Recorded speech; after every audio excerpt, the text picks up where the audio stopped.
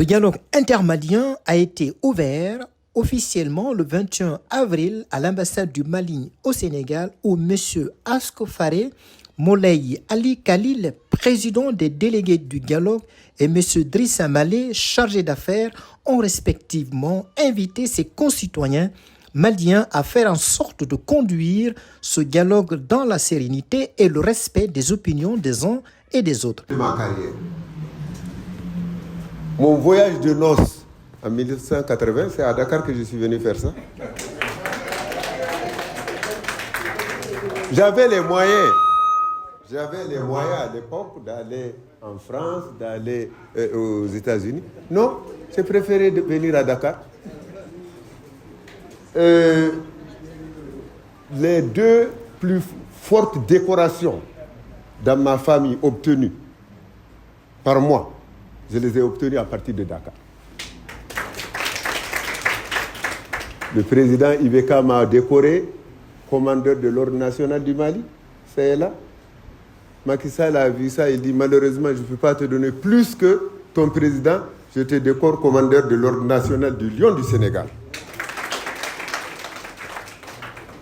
Et je pense ceux qui m'ont adopté le plus au Sénégal. Il y a mon père Moro Camara. Il m'a été, pendant mes 5 ans de séjour, d'un appui extraordinaire. Il a été d'un appui extraordinaire pour toute la communauté. Malgré son âge, quand je m'étais imposé chaque 6 mois de faire le tour de toutes les prisons du Sénégal, le vieux m'accompagnait pour voir les Maliens. Toutes les prisons, il m'accompagnait et il nous aidait à amener savon, lait, sucre pour les prisonniers. Je voudrais l'en remercier. Et je suis très heureux qu'il soit là. Je voudrais remercier le personnel de l'ambassade. Ils m'ont considéré comme si c'était moi l'ambassadeur, alors que je ne suis rien du tout. Je fais partie du passé. Mais Ouyan Bonya, ils m'ont bien accueilli à la Coupe Bonya. La présidente que tout le monde a applaudi là, je vais vous raconter une histoire. Il paraît qu'il y avait une fête au village. Il y a la petite autruche qui danse, qui va, qui sautille, qui danse. Ah, les gens ont dit, mais celle-là, la danse bien. C'est l'enfant de qui? Il y a Lien qui dit, c'est mon enfant. On dit, mais pourtant, vous ne vous ressemblez pas, tu as 4 pattes. Lien dit, c'est mon enfant. C'est moi qui lui ai appris à danser. Et l'autruche a dansé. À force d'être applaudie, a mis une de ses pattes dans l'œil du lionceau. Du roi. Le fils du roi. Et il a fui. L'autruche a fui. On a dit, mais pourquoi vous le poursuivez? Mais son papa est là. Prenez-le. Lien dit non. C'est le cas de celle-là. Heureusement que vous l'avez apprécié. Maintenant, je peux vous dire à tous, c'est ma fille. Et je suis fier d'elle. Je suis fier d'elle. Pour tout le personnel, je vous remercie. Je remercie tous les participants. J'ai essayé de la manière dont je peux de vous assister. Je pense que c'est un devoir. Et je vais vous dire, je suis très, très, très agréablement surpris par vos prestations. Vous savez, Aoué Dialogue Ban, ce que vous êtes en train de faire ici, là, et tout ce que vous... Mais c'est ça le dialogue. C'est ça le dialogue. Ça m'étonnerait que quelqu'un fasse mieux que vous. Je le dis du fond du cœur. Je le dis du fond du cœur. Quelqu'un m'a dit, il faut qu'il veille au suivi des recommandations. Plaise à Dieu. Parce qu'il y aura, comme certains l'ont souhaité, il y aura une cellule de suivi de l'application des recommandations et des résolutions qui continuera après le dialogue. En tout cas, si moi je suis là-dedans, je pense que ce que vous avez débattu, que nous avons débattu ensemble, ça sera calqué et déposé comme les résolutions générales. Et ça ira en charge. Mais toutes vos préoccupations ont été exprimées dans les ateliers. Toutes vos préoccupations ont été exprimées à d'autres niveaux. Ce que je peux vous dire, tout sera transmis fidèlement. Pendant le temps que je suis là, les moments creux que j'envoie des messages directement sur le président. Il m'a donné cette latitude-là. Je lui ai envoyé des messages pour le tenir au courant de ce que vous êtes en train de faire. Il en était tellement satisfait et ébahi qu'il m'a dit par anticipation de vous remercier. Rarement il y a eu des débats de niveau aussi élevé. Parce que de la même manière que les Sénégalais, moi j'ai un peu de complexe vis-à-vis des Sénégalais. Parce qu'ils ont eu 3 siècles de colonisation. Donc vraiment, ils ont un esprit d'ouverture. Et les Maliens du Sénégal ont pris les mêmes plis. Donc vous avez beaucoup d'ouverture d'esprit par rapport à tous les problèmes. Maintenant, je ne vais pas essayer de répondre, ce n'est pas ma vocation, mais je peux dire quand même que il y a quelqu'un qui s'est inquiété ici en disant les prisons sont remplies. Hélas, moi j'étais magistrat, j'ai fui la magistrature après avoir condamné des gens dont la famille a déménagé chez moi pour aller dans la diplomatie. Je sais ce que c'est que la prison.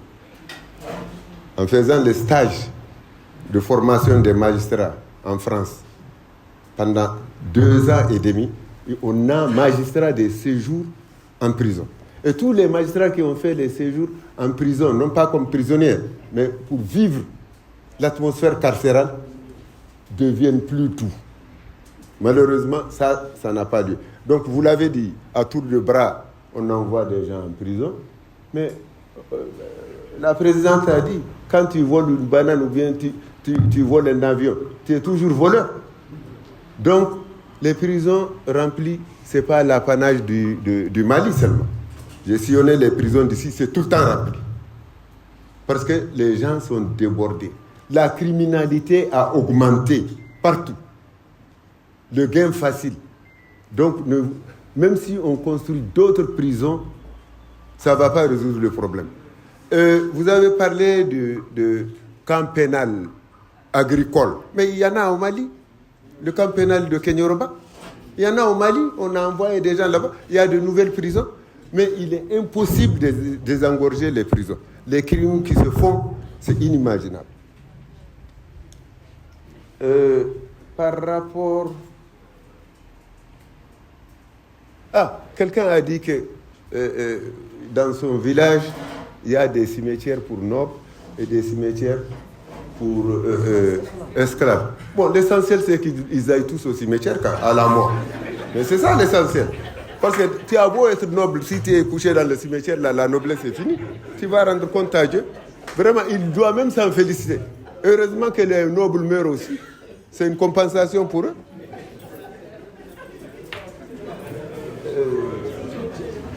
Alors, ce que je voulais dire, je voudrais féliciter Salia pour son élection, mais appeler à la cohésion, appeler à l'union, appeler à l'entente, appeler au dialogue. On ne peut pas dialoguer sans se disputer. On peut discuter, mais sans rompre. Vraiment, à partir du moment où vous avez été élu, il est bon que vous vous comportiez en chef. C'est-à-dire fermer les oreilles, fermer les yeux et entendre ou voir ce que tu ne veux pas voir. C'est ça le chef. Qu'est-ce que Moro n'a pas subi? Qu'est-ce que Moro n'a pas subi? Donc c'est un grand sacerdoce que d'être chef.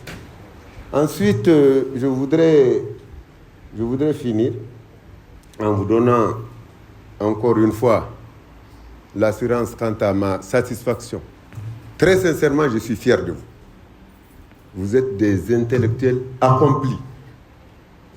Vous avez déjà mené le dialogue par anticipation, dans la sérénité, dans le calme, dans l'entente, la compréhension. Je voudrais te remercier beaucoup, monsieur le chargé d'affaires, chargé de problèmes. C'est comme ça. Chargé de problèmes. Parce qu'on gère quelque chose qu'on n'a pas les moyens de gérer. Notre État traverse des difficultés. Les crédits des ambassades sont insuffisants. Non seulement insuffisants, mais ça ne vient pas. Ça ne vient pas.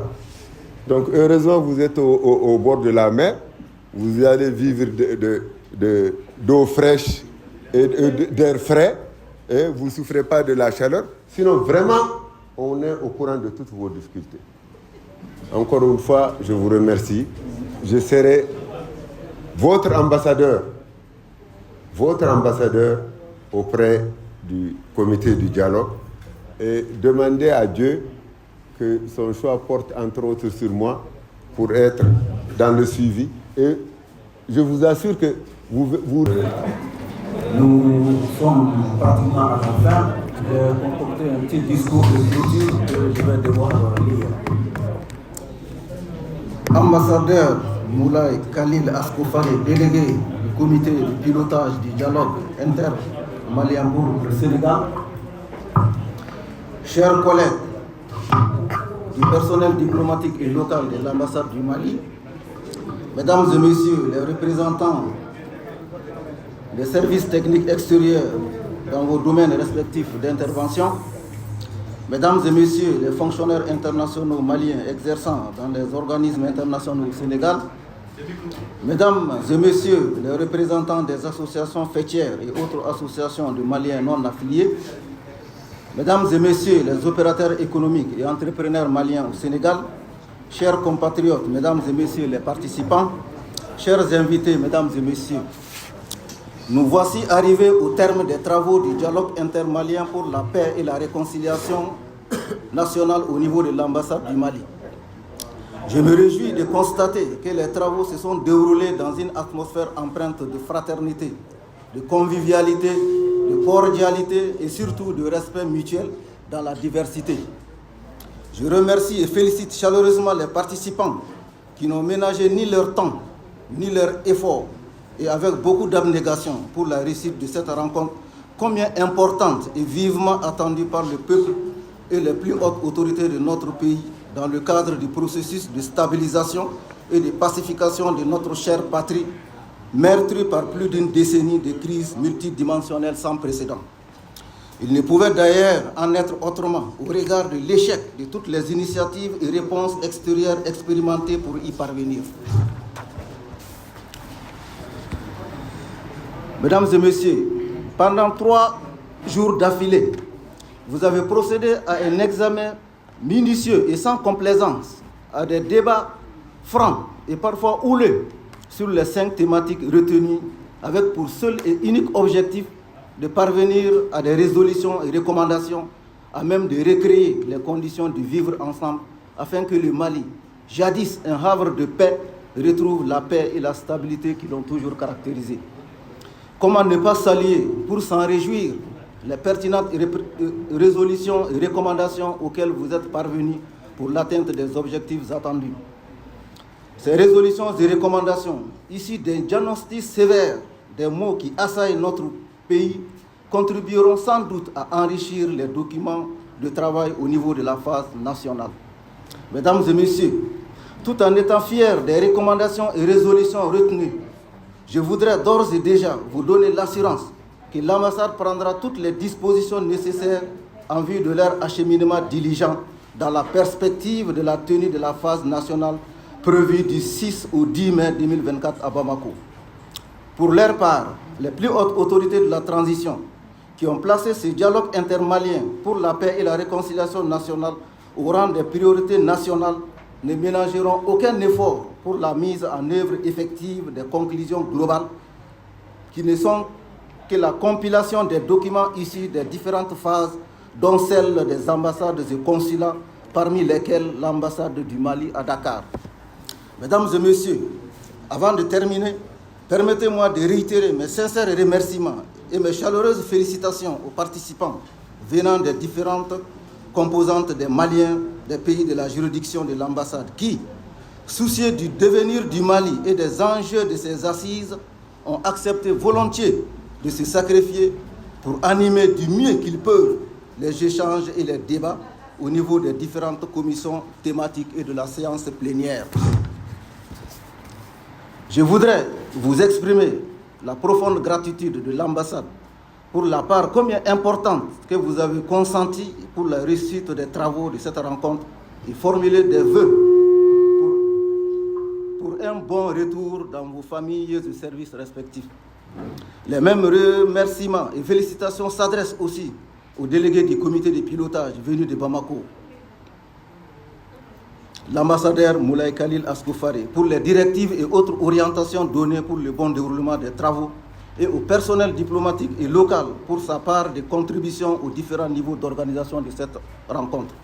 Enfin, je voudrais présenter nos excuses pour les éventuels désagréments organisationnels enregistrés au cours de cette rencontre. Sur ce, je déclare clos les travaux du dialogue intermalien pour la paix et la réconciliation en ce qui concerne la juridiction de l'ambassade du Mali au Sénégal.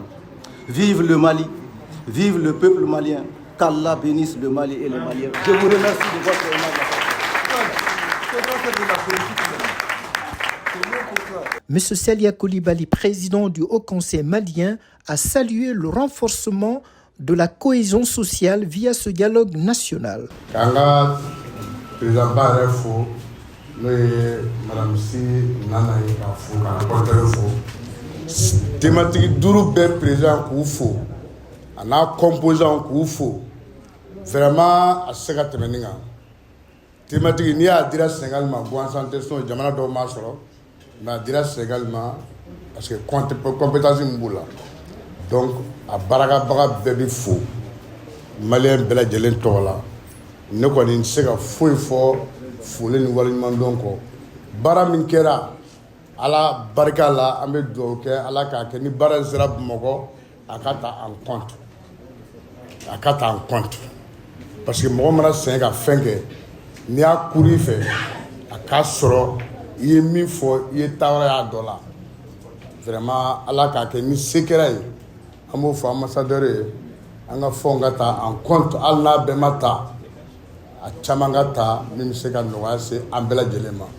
Surtout diaspora bɛ problème kɔnɔ bi Mali se ka ɲɛ fiyewu diaspora kɔ bɛɛ bɛnnen b'o kan Mali jɔyɔrɔ min bɛ diaspora la a tɛ kɔnɔna maliyɛnw na donc foli bɛ bɛɛ ye ne kɔni n nana kunun n nana sɔrɔ baara bɛɛ kɛra n b'a dɔn fana hali ni n bɛ a tɛ tɛmɛ nin kan ka bɛɛ lajɛlen fo ka bɛɛ waleɲuman dɔn bɛɛ ni ce bɛɛ ni ce i yɛrɛ ye merci beaucoup. Quant à M. Almadan Touré, président sortant du Haut Conseil malien, se réjouit du caractère inclusif de ce processus de réconciliation nationale. Le dialogue vient à son heure. Quand je dis c'est à son heure parce que le Mali est pratiquement aujourd'hui dans une impasse. Il y a eu beaucoup d'accords, il y a eu beaucoup de réunions, il y a eu beaucoup de rencontres. Je crois que cette fois-ci, c'est une rencontre entre Maliens tout court. Il n'y a pas d'étrangers là-dedans, il n'y a pas d'acteurs étrangers. C'est entre les Maliens sur toute l'étendue du territoire du Mali et dans les consulats et ambassades. Effectivement, j'étais dans une commission de travail qui était la paix, la réconciliation nationale et la cohésion sociale. Il faut dire que c'est un sujet très intéressant, je l'ai pris parce que je le maîtrise, je le vis. Je sais que sans paix, il n'y a pas de développement. Sans paix, il n'y a pas d'école. Sans paix, il n'y a pas d'industrie. Sans paix, il n'y a pas de vivre ensemble. Donc aujourd'hui, on s'est pensé sur ce sujet-là pour explorer toutes les voies et moyens pour arriver enfin à la paix en République du Mali, la réconciliation nationale et la cohésion sociale. Vous savez que quand on parle de tout, de paix c'est un tout.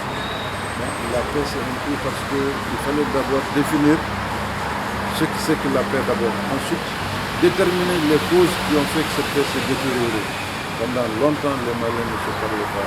Les Maliens se voyaient comme un seul de France.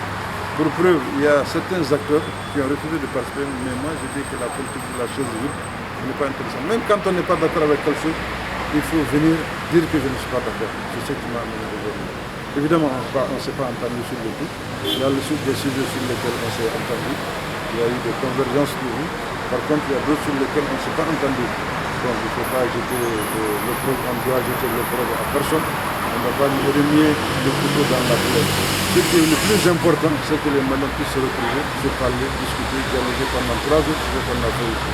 De façon volontaire, on n'a donné de l'argent à personne, même le transport, tout ce que les gens m'ont demandé au tribunal.